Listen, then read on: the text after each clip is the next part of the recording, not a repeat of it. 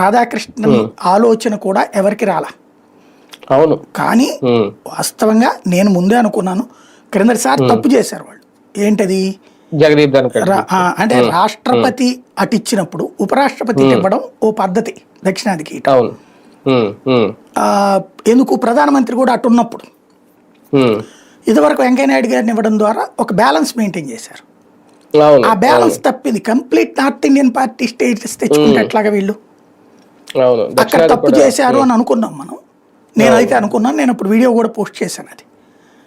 ఇప్పుడు మళ్ళీ బ్యాలెన్స్ చేశారు. ఒక్క దెబ్బకి 3 పెట్టలు. నెంబర్ 1 రాధాకృష్ణన్ తమిళనాడు వ్యక్తి. డిఎంకేకి దాదాపుగా 15-20 ఎంపీలు ఉన్నాయి లోక్సభ రాజ్యసభ కలిపితే. 15-20 ఏంటి, దాదాపు 30-35 అవుతారు. ఎందుకంటే రాజ్యసభలో ఎక్కువ ఇదే ఉంటారు కదా, ఫుల్గా వాళ్లే ఉంటారు. లోక్సభలోనూ ఫుల్గా ఉన్నారు. లోక్సభలో వాళ్లే కదా గెలిచింది, 39 కూడా. ఆ స్టేజిలో ఉంది అక్కడ, కాంగ్రెస్తో కూడా కలిపి అక్కడ దాదాపు 20-25 అక్కడ ఉన్నారు డిఎంకే.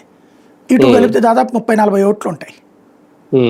డిఎంకేకి ఇప్పుడు చచ్చినట్టు మద్దతు ఇవ్వాల్సిన పరిస్థితి. ఇప్పుడు ద్రౌపది ముర్ము అని ఎంపిక చేసినప్పుడు జార్ఖండ్లో ఉన్న ఎవరైతే జేఎంఎం యాక్చువల్గా ఐఎన్డీఏలో భాగస్వామి పక్షం, అక్కడ కాంగ్రెస్ జేఎంఎం కలిసి పనిచేస్తున్నాయి, గవర్నమెంట్ నడుపుతున్నాయి.